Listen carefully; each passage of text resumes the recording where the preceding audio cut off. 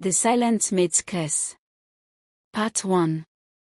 In the heart of the great Olorun Kingdom, where the earth was red like the blood of ancestors and the forest whispered the secrets of spirits long forgotten, there lived a girl named Ifeoma. She had been born to a loving mother and a hardworking father, but fate had been cruel.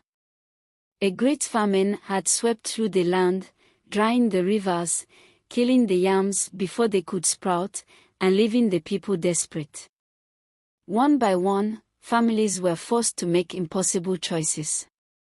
And so, at the tender age of 14, Ifeoma was sold into servitude. Her father had knelt before her with tears in his eyes. "My daughter, forgive me. I would rather die than sell you, but if I do not, your younger brothers will starve." And so, she had been taken away, her wrist bound with rope, her heart bound with sorrow. Her new home was the household of Chief Obidike, one of the wealthiest men in Olorun Kingdom. But it was not Chief Obidike who ruled the house. It was his wife, Madam Kem, a woman with a face as beautiful as the moon but a heart as black as a moonless night. From the moment Ifeoma stepped into the compound, she knew she had entered the house of pain. The house of torment. "You, girl. Do you know your place?" Madam Kem's voice was sharp as a blade. Ifeoma, still young and trembling, bowed her head. "Yes, my lady." "Then listen carefully." Madam Kem stepped forward, her beaded anklets jingling, her wrapper tied tightly around her thick waist. "You will wake before the first cock crows. You will not eat until you have finished all your tasks. If I ever catch you being lazy, you will regret the day your mother bore you." Her husband, Chief Obidike, sat nearby, barely sparing Ifeoma a glance. He was a man of power, a trader whose wealth came from the sweat of others. But the true tyrant of the house was Madam Kem. A life of pain. From that day on, Ifeoma became less than human. She woke before dawn to sweep the compound, carrying water from the distant river on her frail shoulders. She pounded yam until her arms burned, scrubbed floors until her fingers bled, and washed clothes until her skin cracked.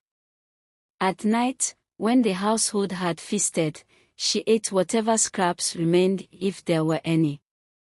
And if she ever made a mistake, a slap, a kick, or worse, a night without food, the other servants pitied her, but no one dared to speak. For Madam Kem had a heart of stone, and in her house, kindness was a forbidden fruit. A sinister desire. As Ifeoma grew, so did her beauty. Her skin glowed like the rich brown earth after the first rain, her eyes held the depth of the river spirits, and her figure blossomed like the hibiscus in the market square. And soon, Chief Obidike began to notice.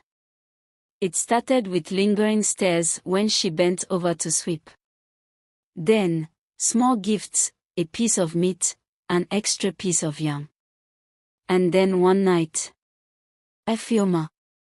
His voice was soft, dangerous. "Come to my chambers." She hesitated. "My lord, I..." Now. Fear gripped her like an iron chain. In the darkness of that room, her fate was sealed. The curse charred. Days turned to weeks, and weeks turned to months. Ifeoma carried her burden in silence. She could not tell anyone, not the servants, not the guards, and certainly not Madam Kem. But her body began to betray her. The morning sickness came first. Then, the dizziness. Then, the hunger that gnawed at her insides like a wild beast. She knew before the village healer confirmed it. She was with child. The wrath of a jealous wife. Madam Kem had always been sharp. She noticed the changes, the way Ifeoma moved slower, the way she held her belly when she thought no one was looking. One fateful evening, as Ifeoma carried a heavy basket of yams into the kitchen, Madam Nkem's voice shattered the silence. "Stop!" Ifeoma froze. "Whose child are you carrying?" The servants stand. The guards watched. Ifeoma trembled. I do not know what you mean, my lady." Slap. The force of Madam Nkem's hand sent her crashing to the ground. "You filthy, wretched girl," she screamed. "You dare open your legs in my house? Tell me the truth, or I will have you beaten until your tongue speaks." Ifeoma wept. She could not speak. She dared not speak. But she did not have to. Because Madam Nkem's eyes had already seen the truth. She turned sharply, her gaze now burning with an even greater fury. She knew. She knew whose child it was. And vengeance burned in her soul like a wildfire. The herbalist concoction. That night, Ifeoma was locked in a small hut. And the next morning, an old man with white painted eyes arrived. Baba Jumba, the feared herbalist of the land. "She carries an unwanted burden," Madam Nkem hissed. "Give her something to make it disappear." Ifeoma screamed, falling to her knees. "Please, my lady. Please." Madam Nkem only smiled. "This is your punishment, you little harlot." The herbalist stepped forward, holding a wooden cup filled with a dark, bitter potion. But just as he pressed it to her lips, a great wind howled through the hut. The ground trembled. The air grew thick with an unseen presence. And then, a voice. "Touch her, and suffer the wrath of the gods.